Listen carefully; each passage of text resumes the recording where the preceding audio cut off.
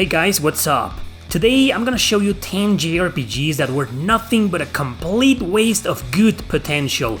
Games that have everything to be great, but failed miserably to do so. So let's begin.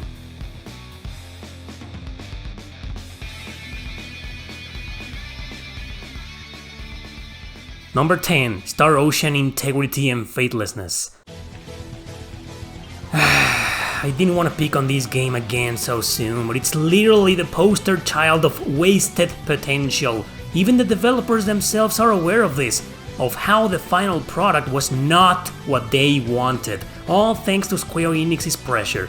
We can only speculate as to why this game was rushed and planned the way it was, an action RPG with boring protagonists, horrible difficulty spikes, poorly programmed camera during battle, etc. I always thought the game looked beautiful, that the music was classic Sakuraba, and the rest of the cast was interesting. 16 hours later, the main story was over. I had finished the game. 16 hours for a Star Ocean game. Not even the first one on the Super Famicom from 1996 was this short. I feel bad for including it in so many videos with a negative connotation because I genuinely liked it. Despite its many flaws, I still think it's a playable and enjoyable game. But it's a Star Ocean title. It shouldn't have been this way. So much potential was there. So much.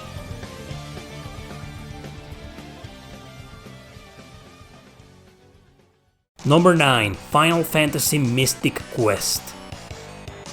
Everybody knows the story on how Squaresoft made this game for Western audiences because JRPGs apparently were too hard for us. It felt like a mockery to some people, but at least the product was decent. I don't think this game is as bad as other people make it out to be, but it's sorely lacking in so many areas. If they wanted to give us a simplified version of Final Fantasy, why couldn't they put more effort in the story, or the world design, or the character design, or the exploration, or even the combat? There are a lot of JRPGs I can think of with simple yet fantastic battle systems. They don't feel as mediocre or forgettable as this game. It looks beautiful and the music is awesome. How come those are the two best things by far about Mystic Quest? I actually feel they were wasted on a game like this. I don't even need to explain its mechanics because it isn't worth it. It's just an everyday average turn-based RPG. I can't believe a lot of Kemco RPGs are more enjoyable than this. Well, it's generic, not bad, just below average, that's all. Give it a try if you can and see for yourself if it's wasted potential or not.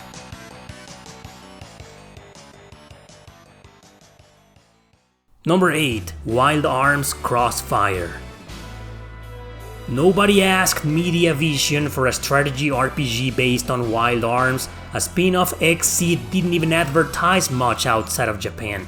But we still got it, and most fans didn't say no. I didn't. I love strategy RPGs and Wild Arms, so I welcomed it with open arms. But my disappointment went beyond borders and horizons. What looked like a fantastic story with interesting characters, pretty graphics and cool combat was ruined by nearly every gameplay mechanic you can imagine. The core of the game is to change characters into the appropriate job to complete certain objectives. If you don't, maps take forever and can be impossibly difficult. Why wasn't the game designed to give me the freedom to come up with different strategies to do things? Instead, I'm locked in whatever the game tells me to do. You don't force this on the player, man. It never works. The variety of difficulty spikes are absurd, presenting cheap enemies galore and weak party members. I spoke with Akifumi Kaneko, creator of Wild Arms, and despite not being too involved with the game, he felt proud about it.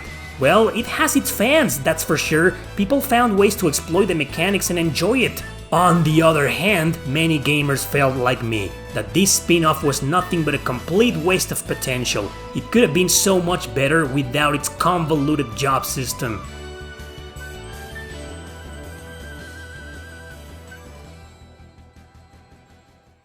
Number 7. Phantasy Star 3. What could have been a really great and unique follow-up to Phantasy Star 2 was wasted for poor planning and decision making. Everything was wrong from the start. Almost all of the development was done by just one guy, Hirondo Saiki. Because he got fatigued and because of bad planning and hardware limitations, both the story and the scale of the world were butchered. Music by Izuho Numata had some decent tunes, but the majority of the soundtrack was unmemorable. She admitted it was because she had barely any experience in RPGs. Saru Miya did the character design and felt it was just a low-budget, homemade experience. I really do believe the wrong people worked in this game. As a result, its entire potential was flushed down the toilet.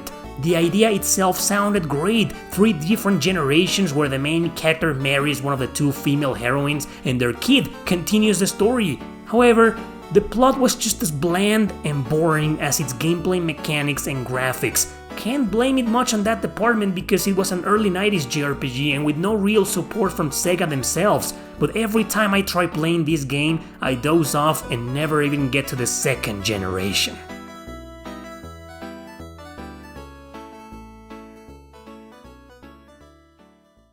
Number 6, Shining Resonance Refrain. This game had so much good in it that it just pains me to see it destroyed by so many things. What could have been a really solid action RPG ended up being a boring, repetitive grindfest with balance at its worst. So there's this video where I cover it in detail, I'll leave it at the end. An even bigger rant can be found on my 2nd channel. But in a nutshell, here we go. Enemy AI is way too cheap sometimes. Half the bosses are ridiculously easy, the others are tremendously powerful. Characters have the stamina of a mosquito and die very easily. Your MC can transform into a dragon, but the controls are horrendous as is the camera around or above it. You also need to backtrack a lot. The game's fatal flaw, however, is that it forces the player to use untrained characters for important story battles. Since increasing one single level here can sometimes take up to an hour, I'm not kidding, training every single party member feels like pulling teeth. I'm supposed to defeat several soldiers and a boss in a row with only 2 severely under-leveled characters. Shining Resonance Refrain could have fulfilled its enormous potential had Mediavision and Sega paid more attention to its balancing issues. Combat is fun, story is interesting, graphics are gorgeous, music is memorable, fan service is top-notch, all annihilated by its loathsome gameplay mechanics.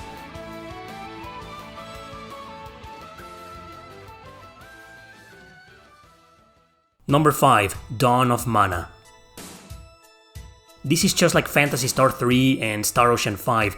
The name of a series like that carries such a big weight, and to waste it like those 2 did is unacceptable. The standards for a mainline mana game are incorrect here. Previous games had either charming stories with memorable characters or deep narratives like Legend of Mana. Their gameplay mechanics were solid, a little bit cryptic but solid nonetheless. This PS2 release was even directed by the creator of the series himself, Koichi Ishii. Script was even based on a story by Masato Kato, but some dude named Ryo Akagi ruined it. Classic boy saves the girl plot here, and that's the entire gist of it. The game looks absolutely gorgeous, so in that area nothing was wasted. The waste, however, comes from using it in a game like this with so many gameplay issues. It's a regular action RPG with, well, the RPG elements are barely present here anyway, so that's a bad start. A lot of people don't even consider this wreckage as an RPG at all, and I can see why. But anyway, Keldrick the MC can move nearly everything around him or even throw it using a magical whip. Sounds like fun, right? Well, it isn't because the controls are poorly programmed alongside a questionable camera and sluggish interface. He can also use attacks and spells, but what's the point? They sold this to us as a game where you can throw everything around, every object. The fun factor should have been focused on that. Kenji Ito handled the music and did a decent job, but I can't remember a single melody to be honest. And lastly, it's another one of those where the hell do I go kind of game.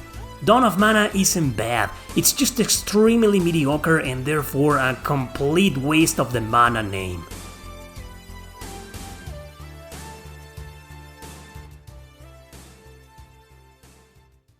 Number 4, Nelke and the Legendary Alchemists. Another JRPG with great ideas and great everything, ruined by its gameplay mechanics. I thought I had enjoyed this game when I first played it and even tried to recommend it humbly in a few videos. Then I stopped talking about it and it's been a long time since I last did. The reason why is because I was ashamed to admit how much of a train wreck this beautiful game truly was. I really wanted to like it because as an Atelier fan, I wanted to see some of my favorite characters in battle together. What I got instead was a boring and convoluted town building simulator with a protagonist that's not even an alchemist. Story and characters were fine though, the main girls do feel like they've earned the Atelier label. Nonetheless, nothing matters if the product, as a video game, fails miserably. It is a completely menu-based game and has some small mechanics that feel like a mobile gacha game. The graphics are beautiful, but are wasted in the isometric top-down view exploration out of the player's direct control. Your party just moves also based on menus, fighting in a battle system that's just shallow. I may be tempted to say the one in Mystic Quest was more intuitive and interesting. Here I just press whatever buttons and win. There's no real alchemy, gathering or synthesis mechanic except when done randomly under a schedule by one or many of the guest characters from the other Atelier titles.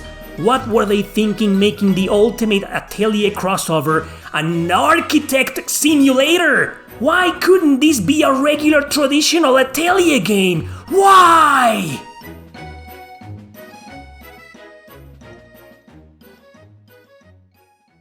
Number 3. Kudelka.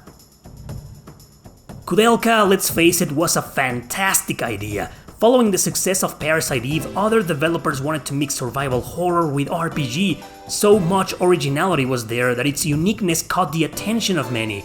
Unfortunately, the entirety of its gameplay was wrecked by differences between developers and lack of proper testing. Back then, tank controls, however innovative, were already being criticized. Why use them, and why implement them in a game with random encounters? As if controlling the heroine isn't a pain in the anus already, why throw interruptions and slow loading times at the player? Let me salt your wound, they thought, when deciding combat will be grid-based. It's still a regular turn-based RPG, just disguised as a small strategy RPG.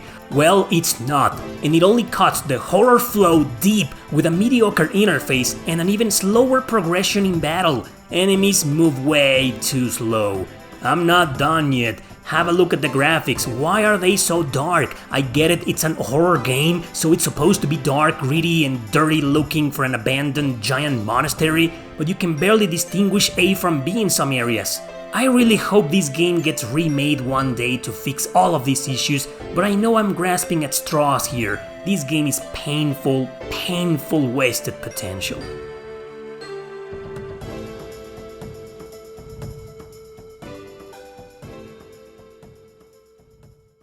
Number 2. Monarch.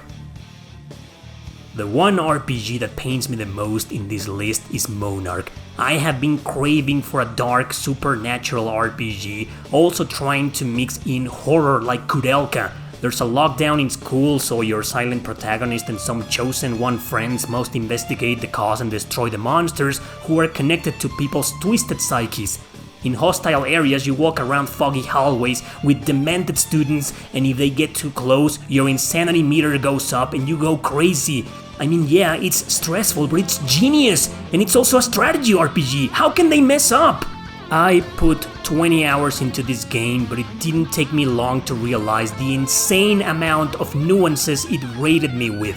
Lack of enemy variety, not to mention how disturbingly cheap they are, even on easy mode. Surviving in the middle of a freaking jungle is far easier. Every new party member that joins you, human or not, starts at level goddamned 1. There is no experience system, instead it's mixed within the skill system. You get points after battle and you have to distribute them, but they're shared amongst the party. Imagine how shamefully grindy this game is. You barely get any points in the lower maps, so you're stuck with the current maps where enemies are overpowered, like I said, even on easy mode. What should I pick on next? The fact that your insanity meter is attached to some of the best skills, that if you use them it goes up, that if you get attacked it also goes up, that if it reaches 100% your character goes berserk? Or should I talk about the skills that use up HP? The horrible idle music it plays during every boss battle? You need to use those very same skill points to buy things! They are also the currency! What the hell happened here, Lancarse? What an incredible amount, unspeakable amount of wasted potential!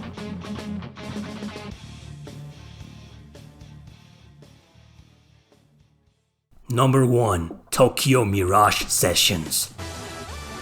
This was supposed to be the ultimate JRPG crossover ever, but what the ass was going on in their heads when they made it? Did they really think the best result of mixing Shin Megami Tensei and Fire Emblem would be an idle simulator? So much potential, so many great possibilities, so many ways this could have ended like, and out of any amazing idea you might be thinking of, Atlus settled for a cheesy, sparkling, and colorful idol-influenced joke. I admit it's not really an idol sim I like. It's a turn-based RPG about a bunch of stereotyped students who merge with Fire Emblem characters to fight demons. A misuse of the Fire Emblem name right there. And aren't SMT games known for being dark, philosophical, and controversial? This just seems like an amateur attempt at a bad Persona game with a lead female dreaming to become a pop star. What? What? This is what I call politicized. This is the oppressive result of a bunch of moronic executives forcing the idol culture into creative video game developers. This game is a huge insult to both Fire Emblem and Shin Megami Tensei.